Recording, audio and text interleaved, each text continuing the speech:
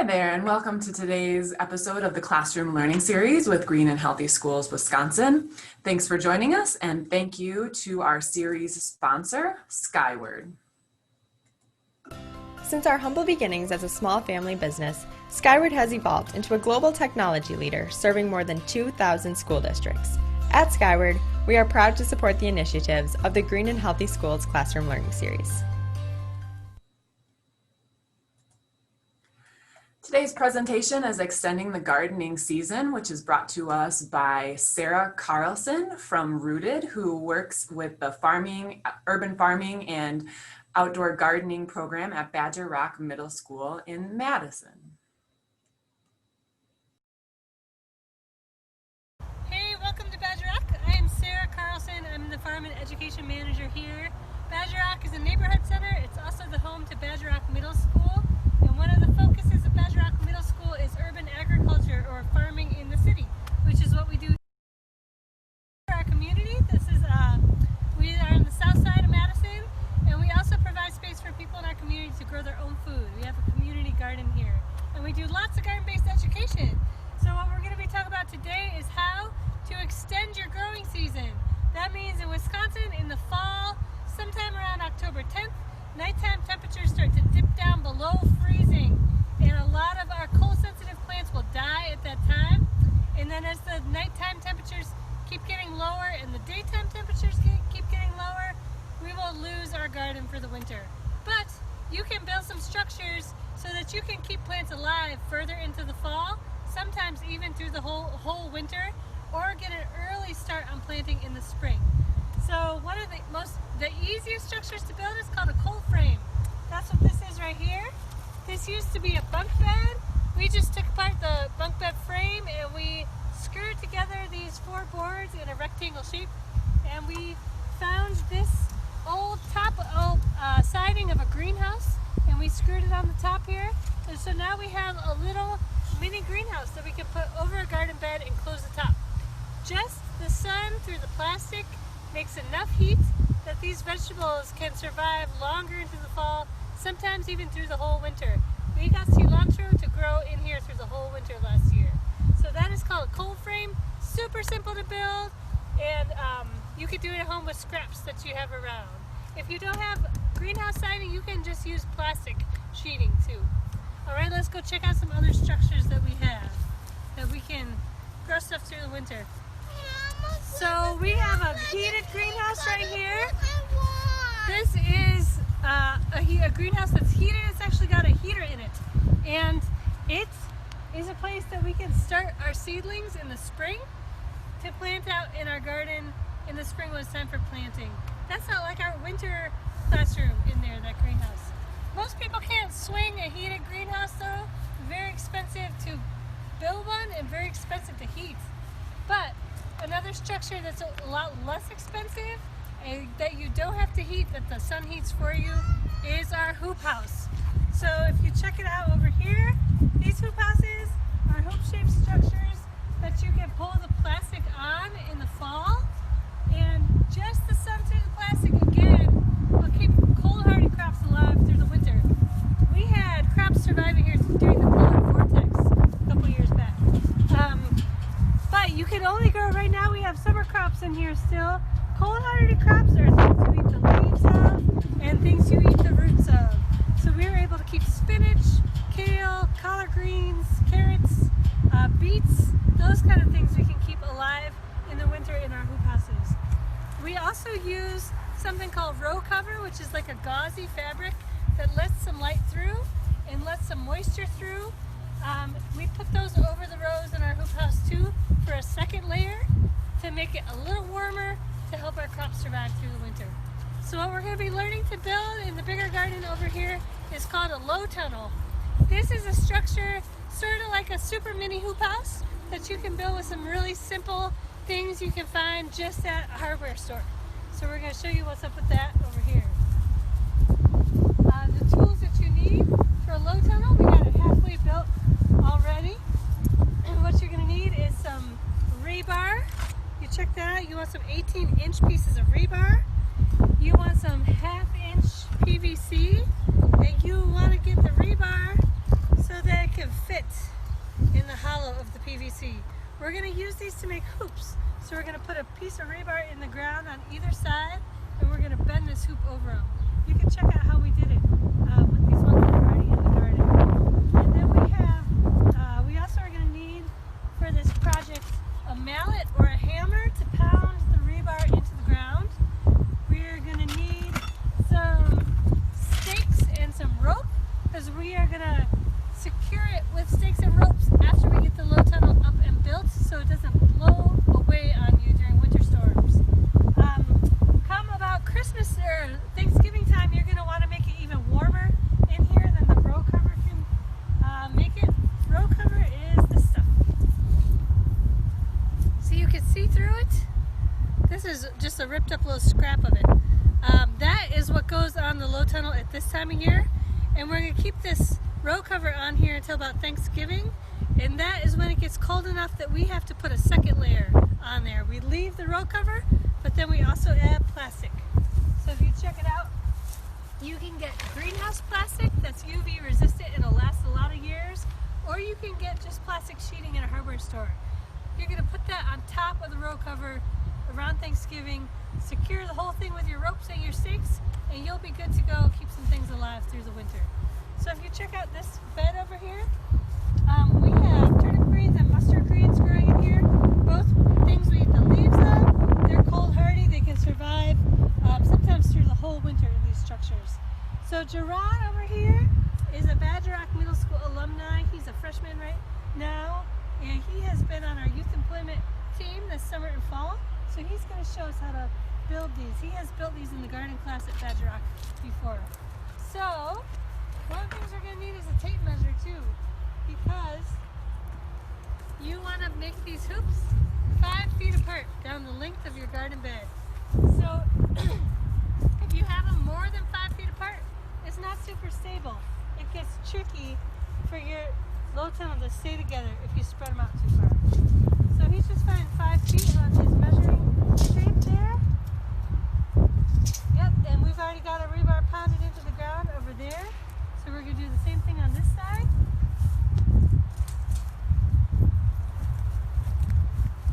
Gerard, you want to come pop this one in here, or you want to? Okay. And Gerard's going to grab the PVC. So you put it at a little bit of an angle. You want it angled out a little bit. That just makes it a little more sturdy. Because the winter winds around here, they really get strong sometimes. So you can see Gerard just slid the PVC over that rebar, and we're going to slide it through on this side too. Slide it in, then we got a hoop. Then we move down another 5 feet, we make another hoop. Low tech, but let me tell you, it really works.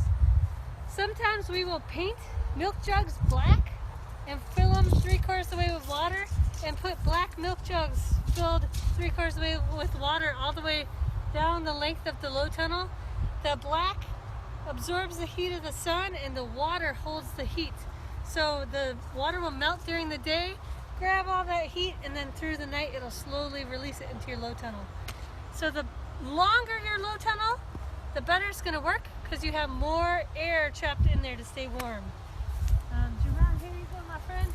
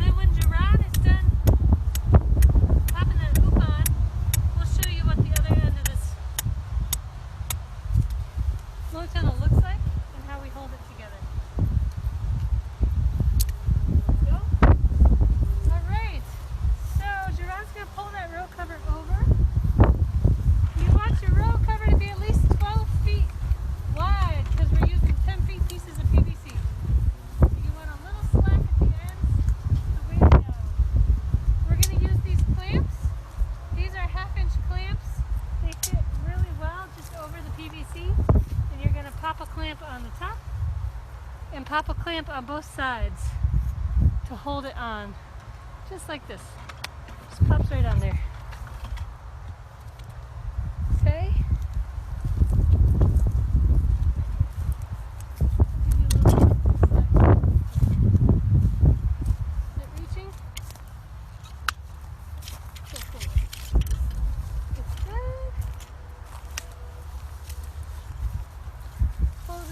Tight. Let's snug it up. You want to make it as snug as you can so that it holds a nice bubble of warm air in there. Perfect. You can also keep bok choy alive through the winter under these things. And if you want to harvest in the middle of the winter, you can. You just have to unwrap them. Okay, and then when you get to the end,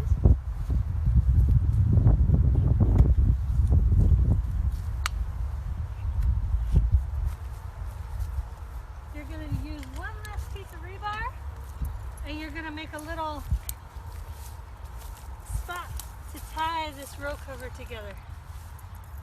So, let's see if I can get a little closer. So you're basically going to tie a little knot here at the end to hold your row cover on.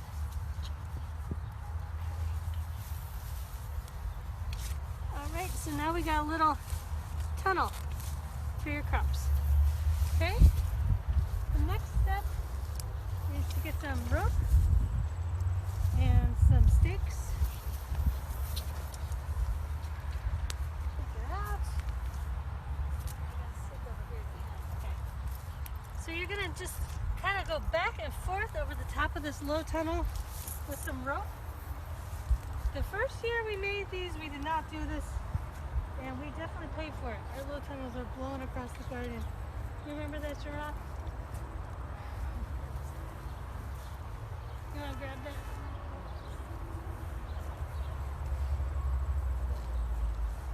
So you can grab that, put the rope through it, and then you can pass it back over the knees.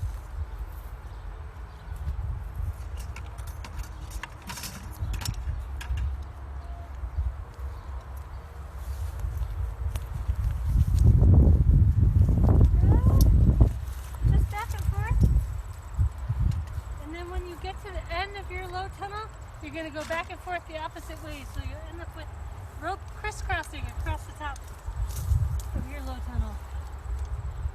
And when it's time to put the plastic on, you can take this rope off and just pop your plastic right on top of the row cover, and then put your rope back on, and you'll be good to go for the winter.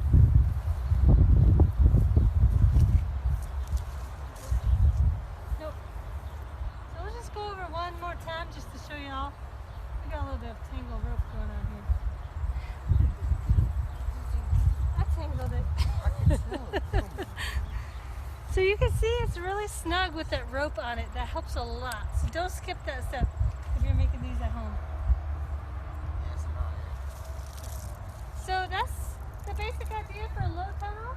Let me walk y'all to a little structure, a way to make a low tunnel on top of a raised bed. If you have a garden, if you garden in a box with a raised bed, I'll show you what that looks like. So the milk jugs, painted in black, they really do help. Even though they don't seem like they would, put those maybe every 10 feet down your low tunnel, and it will help keep it just a little bit warmer in there. Alright, so you can see over here, this is our community garden. This is one of our community garden, Miss Annetta's, this is her plot. So we made a little mini version of a low tunnel over her box. So she's going to do the same thing. She's going to get some row cover and make a little tunnel, just like we did. She's going to secure it out here with clamps, and then she is going to put some stakes and rope across the top to hold it on. Put some plastic on around Thanksgiving, and then she'll be good to go to keep some of her cold, hardy stuff alive through the winter. Alright, well, there are other things you can do too. If you have carrots out in your garden, for example, you can take some straw and just mulch them. Just put a nice thick layer of straw on top of your carrots. Sometimes that's enough to keep them all through the winter. In early spring you can pick them. Same with spinach. Some people actually plant their spinach in the fall, let it sit in the ground all winter, and it's one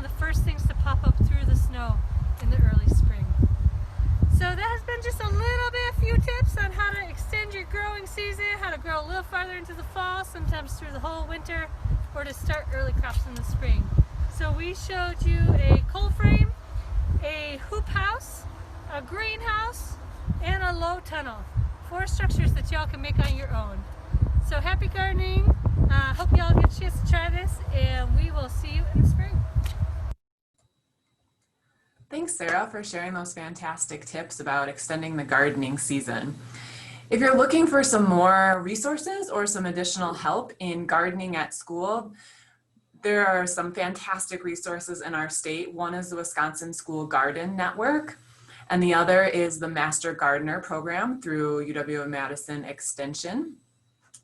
Please reach out to those 2 organizations if you want some help with getting more gardening at your school or invigorating your current gardening program. Thanks again for joining us for today's classroom learning series with Green and Healthy Schools Wisconsin. Please watch the other videos in this series, which you can find on our channel.